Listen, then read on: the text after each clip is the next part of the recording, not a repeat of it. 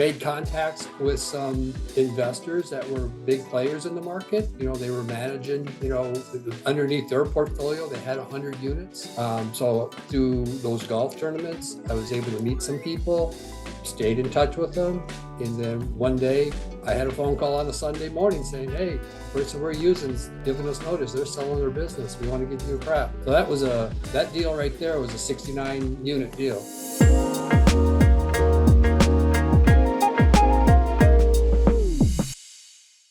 Today I'll be speaking with Bob Thomas, former owner of KTB Property Management in Sacramento. Bob grew a boutique property management company that only worked with high-end properties in Sacramento to over 300 doors and eventually sold his business to Pure Property Management. He then worked as an operations manager for Pure Property Management for nearly 3 years before eventually exiting that and retiring and working just a little bit on business development with some of his colleagues that are still in property management. Unfortunately, I had a technical issue with the recording of this video, so I won't be on camera, but that's perfectly fine. Bob is the one with all the great information to share with you guys. So without further ado, I'll take you straight to the interview.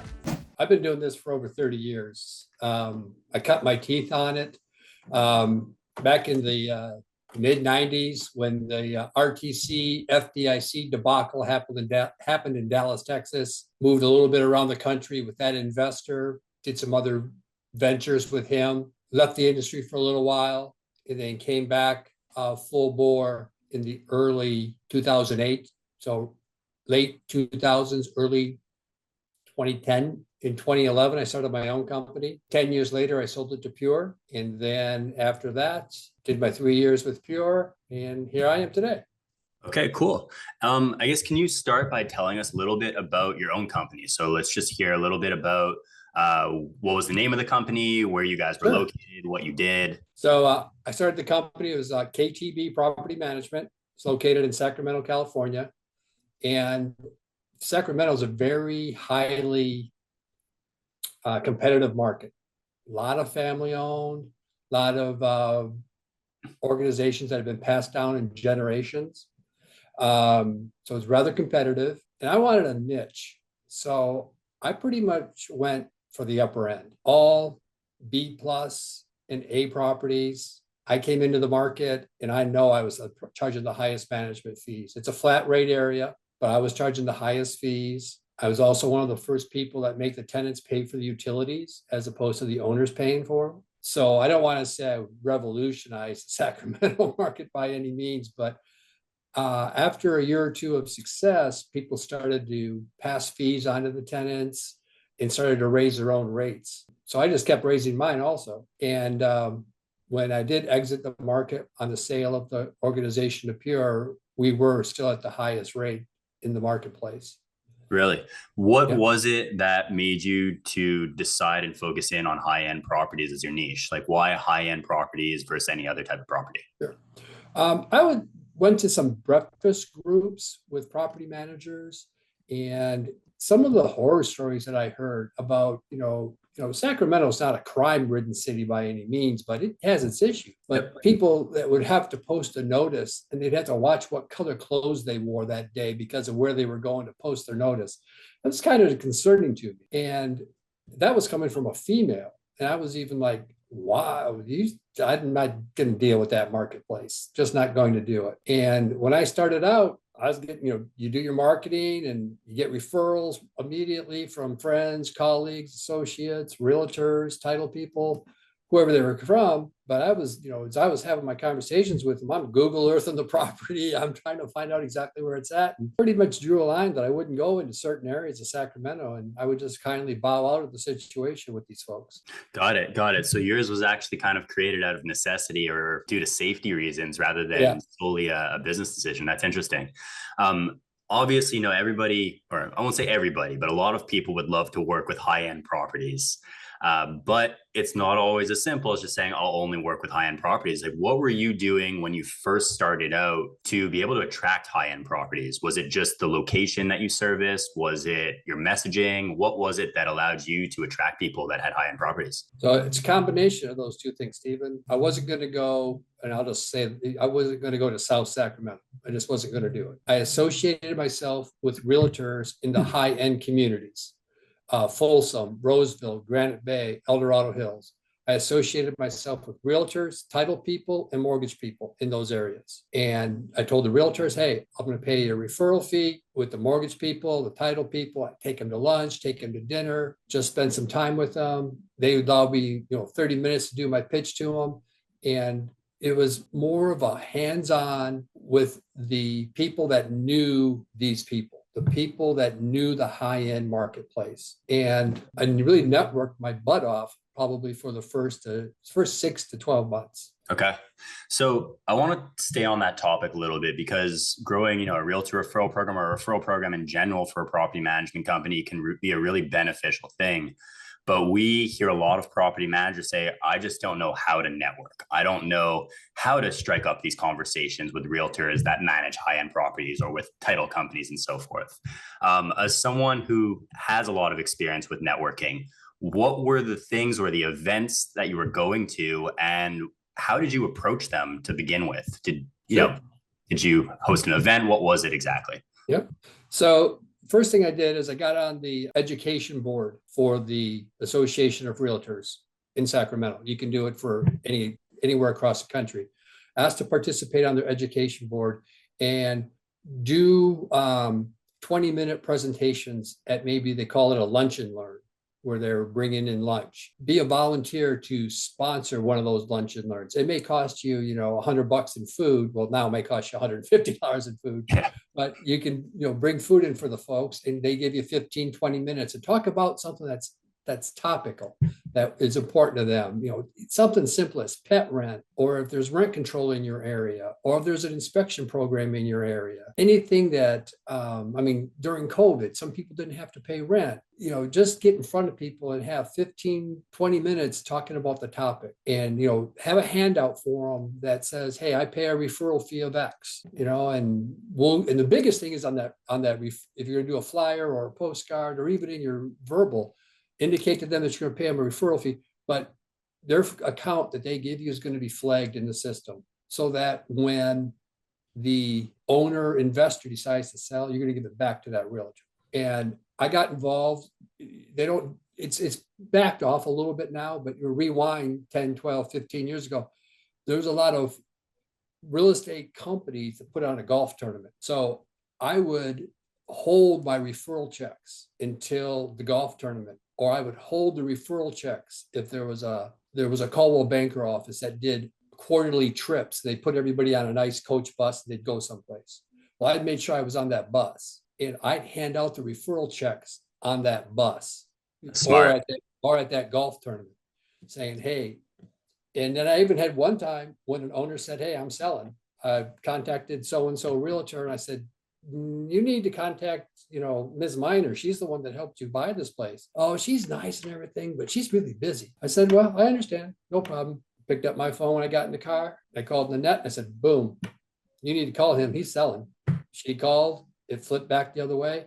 And those people in the office, they all talk before COVID. This is all before COVID. They all talked in the office and everything. People found out that I was serious. I gave my clients back to them, and they just started coming in. Yep, that's a big fear of a lot of realtors. They don't want to hand it off to a property management company because they're scared that when that client goes to sell their property, they're going to steal the sale from the realtor.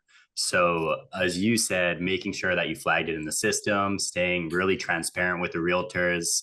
And I think especially the move that you made, handing out that referral check in front of other potential realtors and real estate professionals that can refer you business, was a very smart play. So hats off to that, because that's a really smart idea. So did you use your partnerships with other real estate professionals to get to your first 100 doors? Like, how many properties did that end up bringing in, let's say, in the first year? So what I did is, everybody has their software they use. it- what I did is when you send out your monthly statements, there's always a cover letter that you can put on the statement. So I changed up that letter every month, talking about first a little something about what was going on in the market, and second, thanking my owners that they sent me a referral, so they're going to get 1 or 2 months of complimentary management fees. So that's, I mean, it was kind of like the big funnel. Just keep talking to people about it, and they'll eventually start to come in. So I had realtors, title people, mortgage people, inspection people, my vendors even. I also had my owners, and I had attorneys. I had colleagues that would tell someone else and go, "Oh yeah, I just saw him on TV." I mean, I caught a break. The Association of Realtors here in Sacramento, they kind of like, I kind of ran point for all their property management questions. So whenever there was a question from a radio or television station, they would have them call me, and I'd drop whatever I was doing and do the interview over like we're doing right here, or I'd meet them someplace and do an interview in front of a house. And it just started coming in. Now, don't get me wrong, it wasn't like 10 or 12 a day, but it was like 5 or 6 a month. And when you don't have any attrition, that'll add up pretty quick. For sure. Made contacts with some investors that were big players in the market. They were managing, underneath their portfolio, they had 100 units.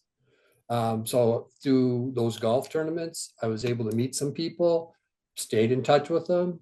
And then one day I had a phone call on a Sunday morning saying, "Hey, the person we're using is giving us notice. They're selling their business. We want to give you a crap." So that deal right there was a 69 unit deal. Okay. So you really used what's kind of becoming a lost art, the ability to network and build relationships, which led to a lot of growth for your business over time. I think today we're getting better and better at using online mediums to attract new owners, but the old ways, or we'll call them the old school ways, still can work really well. So I think if somebody is able to master both, that's when you can really start to see explosive growth for your property management company. So at what point did you, let's say, reach your first 100 doors? Just roughly timeline wise? Somewhere between, I would say, 15 and 18 months. 15. Okay. So that's pretty quick. So that's, Yep. And that was all built off of your referral programs, essentially. Yep. That's awesome. And the networking. Yep. And at that point, so you're now at 100 doors, you're about a year to a year and a half into business. How did your problems start to change? What were major issues that you started to see come up once you started to hit that point? Well, I learned from other property managers and watching them manage B, C, and D properties that they were constantly answering the phone. They were constantly having to do stuff. And I was like, I'm not going to do that. I'm just, at that time, I considered myself a one-man army. So I'm not going to do that, but I got to make good use of my time. So I always had the philosophy that a quality property will have a quality owner. And then if you can have those two things, it's your obligation to find a quality tenant. And, you see people that they run over a sprinkler head. They crack the sprinkler line and the water's pouring into the street. Well, you got to have people that are tenants that'll call you up and go, "Hey, I just screwed this up. I need to take care of it." I had people that they ran over sprinkler heads, or their kids hit it with the lawnmower. They'd fix it themselves. That just alleviates me having to make work orders and do all that. So the first 100 doors was okay. It's when I started getting close to 150 is that when I brought on an assistant, because I was spending time doing all the data entry to enter all these things into the system. And I had to get away from doing that, especially if I was going to continue to grow the business. So somewhere between 125 and 150, my hurdle became all the data entry in answering the phone. So I had to get someone to take over those two things. Got it. So at around 150 doors, roughly, that's when you brought on your first full-time team member. Yep. Okay. And over time, eventually, what size did your company get to? At one point, I had 325 units. 325. And how many people were on your team at that point in time, and what were their roles? Yep. I ran it pretty lean. I'll be really honest with you. I ran it really lean. It was myself, a well-qualified office manager, and one licensed property manager.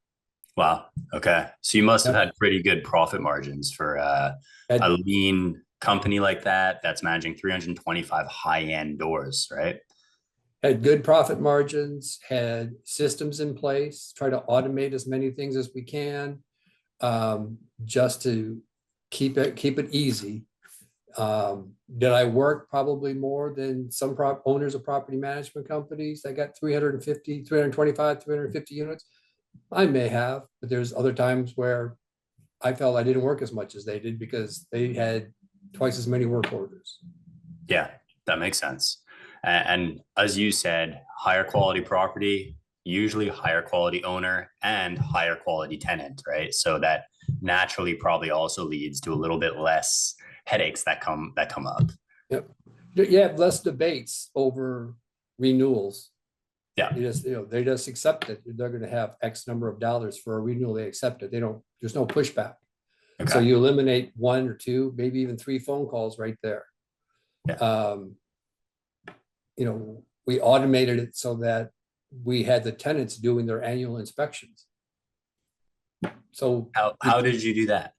with Z Inspector, I don't know if Okay. I can mention a company. Yeah, for sure. That was Z Inspector. It was great. I think Andy Wallace and I think I may have been one of Andy's first 10 clients with Z Inspector. So as he got better with his software, we just, whatever he implemented better, we jumped on it. When he started using cameras, we started using the camera. When we started to be able to enter our own forms for Sacramento, we did that. As soon as he went, tenants can do their own inspections, boom, we did that. So we just automated it as quickly as we could. So now, as opposed to the phone calls and then driving out and doing the inspection and all those things, again, because you got a quality property with a quality tenant, boom, you just send them the report, maybe via email. If you don't get it back in 10 days, you send out a reminder. And normally after 3 or 4 weeks, the property's been inspected, we review it, everything checked out, they did what we asked, we were good to go. Okay, very nice. Very nice. So now you've been running KTB Property Management, let's say for about a decade, more or less. Mm-hmm. And you get to a point where you start to consider selling it. Can you take us through the mindset you had at that time? What was it that made you want to, let's say, exit from your property management company? Because it sounds like you had it pretty streamlined. You were working with really good quality properties. What led to that shift of, I'm ready to exit this? COVID. Okay. So COVID started in California, as it did throughout the country, in March, but the governor decided nobody has to pay rent. So we even had quality tenants that didn't pay rent. And then the paperwork that we had to fill out just to try to get an attempt for the state to pay their rent. And trust me, it was less than 2% of the entire portfolio, but it was still the paperwork nightmare. I couldn't imagine with some of the other people that had COVID tenants and that had 500 or 1,000 units. And, even if their ratios were the same as mine, I just couldn't imagine it. But that was the biggest thing that got me. Man, I just didn't want to deal with this anymore. Okay. It's just the regulations in California are just getting stricter and stricter and stricter. Got it. So you kind of, at COVID was the catalyst. And at that point you were like, Yeah. okay, I've had enough of this. I'm surprised to hear that, especially given that you were dealing with high-end properties. You did say that it was less than 2% of your total properties that you were dealing with that. So it was 5 of them. I can tell you the 5. Even those 5 made you be like, this is no longer for me. Okay. And so can you take us through the sales process a little bit? So you're dealing with these delinquent tenants, we'll call them, or people that won't pay their rent. And you're like, I've had enough of this. What was your next step to actually go and get the business sold? So I had known Mike Cololano for a number of years. And, Mike had, indicated to me that he was thinking about starting, a large property management company throughout the United States. So for lack of a better term, my hat was in the ring. I wanted to hear what he had to say. Things progress, I was running the property management company, COVID hit. We're now September of 2020, and I'm having to go through that first round of paperwork. And I'm just like, no way. And then boom, we're going to have to go through another round of paperwork in January. And the laws keep changing, the rules keep changing. And it gets around the first of the year, 2021. And I have another end of 2020, first of 2021, I have another conversation with Mike. I like what he had to say. And then in February, after we went through another round of paperwork, I was just like, I'm not going to do this. At any given time, the governor can change the rules, and it made it hard for property. It made it easy for tenants. It just made it hard for property managers. And I said, I don't need this anymore. And I picked up the phone and called Mike. And 30 days later, March 1st of 2021, I sold the company to Pure. So in 30 days, you were able to go from reaching out to them to closing. Mm-hmm. Crazy. Yep. Can you take us through the sales process a little bit? Was it based off of a multiple of EBITDA? Was it based off the number of units you were managing? How did you guys determine the sales price? Mike had his parameters, and of course I had my parameters. And the things that I had done during ownership of KTB is that I implemented a lot of things that we hear about at conferences, petscreening.com, pet rent, charging the tenant for the inspection, charging the tenant for the renewal, charging whatever the fee is, doing that. When I first started, there was a gentleman, Mike Carlson. Some of the old NARPA people may know who Mike is. He's back in the Midwest. I went to a class that he had, and I think he had 87 or 97 different fees that you could charge someone. Some of them are pretty off the wall, which was good, but okay.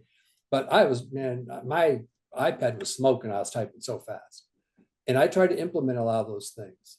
So because Sacramento being a flat rate city, there weren't those percentages that you automatically got a little bit more every time you did a renewal. So I had to figure out other avenues to generate revenue. And that's what I did. And I think that's what kind of intrigued Pure a little bit, is that, well, here he only has, in a round number, 300 units, but he's generating revenue on all these other different avenues. That's what helped my multiple go up. Okay. But was the multiple based off of the number of units you had, or was it based off your total?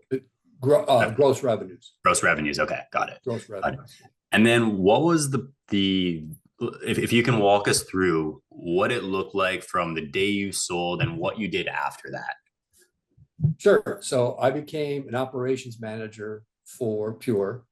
And in the very beginning, I think I may have been number 9 in the group they're over 70 today. Yep. So there's just a handful of us. We met every week. We still ran our own operations, and we were tasked with doing other things to make, start to climb up. What can we do? In the local market, I asked a few people to have some lunches and coffee with people to see if they'd be interested in joining. You just did everything you could to make Pure a success. Just on that note, when you're saying to get other people to join, you're talking about meeting with other property management company owners to ask them if they'd be interested in selling? Yes. Okay, so your job was not only to continue to manage the properties that you were managing before, but also now to try and go out and prospect new company owners to join with Pure as well. Yes. Okay, got it. Yep. I'll let you continue just because I want to make sure we understood that. Sure. Then about, I want to say 6 or 7 months in, we did an acquisition of a company that was about 60, 70 miles away. And then I was tasked with bringing them up to the Pure standards, which is now called the Pure Way. making sure that we were using petscreening.com, making sure that we were using the residence benefit package, making sure we had the same criteria for rental application, people that were applying. So I went to that facility. That was about a full 375 to 400 unit facility. Okay. And I worked on getting them up to speed. And then we took on a company in San Francisco. I worked on bringing them up to speed.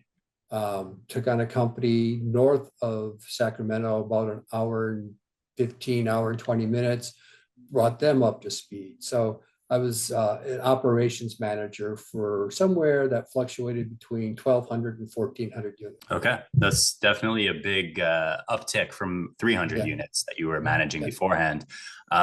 I'm guessing you got training on how to implement your pure standard operating procedures, and then basically were tasked with carrying those out with the new companies that you guys were acquiring. Correct. Awesome. So you worked at Pure for how long after you sold the business? 3 years. Years. And then from there, what did you go and do after those 3 years? I basically retired. Retired? Very nice. Okay.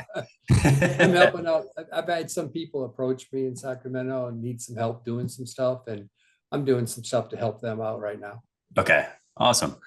So if you were able to go back in time, let's say back to early 2010 or 2008 time period when you started your business, what would be the one thing you would do to help your business grow at a faster pace than it had grown? There's a lot of different organizations out there right now that will help you do business development. I think PM Grow is one of them, and there's another one called Door Grow. If I'm using the wrong name, my apologies up front. But there's different organizations that will come in and assist you with business development. I think you may be talking about Rent Scale and BizDev Mastermind.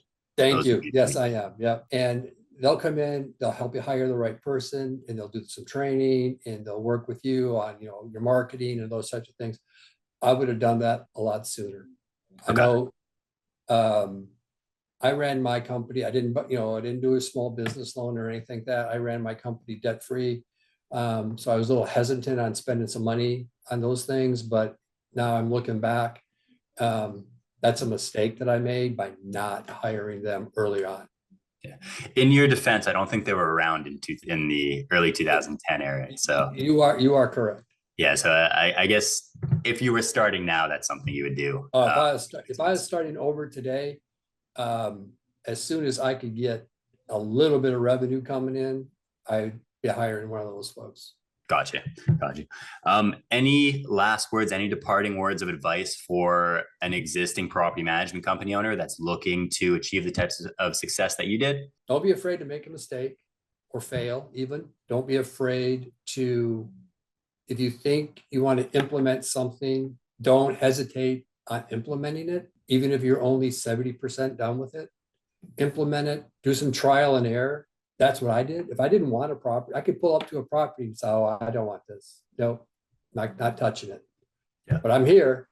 I'm practice on this one. Use it as a practice person. You're not going to take it. And you get those ones that you're on the fence with sometimes. Oh, do I want this? Do I not want it? Well, if you know you're not wanting it, practice on saying, I really wish I could help you on this, but it's not going to fit into our marketing plan, and I don't think we're going to be able to help you. But I got somebody else I can refer you to. And if that property management company gives you a referral fee, you should waste your hour and a half. Yeah, don't be scared to say no to something that doesn't fit. Don't be afraid to say no, but don't be afraid to fail and implement even before you're 100% sure it's going to work. Awesome. Thank you so much, Bob. If any of our listeners want to reach out to you, where would be the best place for them to do that? They can email me. It's Mr. Mr. Bob Thomas @gmail.com. Awesome. Thanks so much, Bob. And we'll speak soon. You bet. Take care.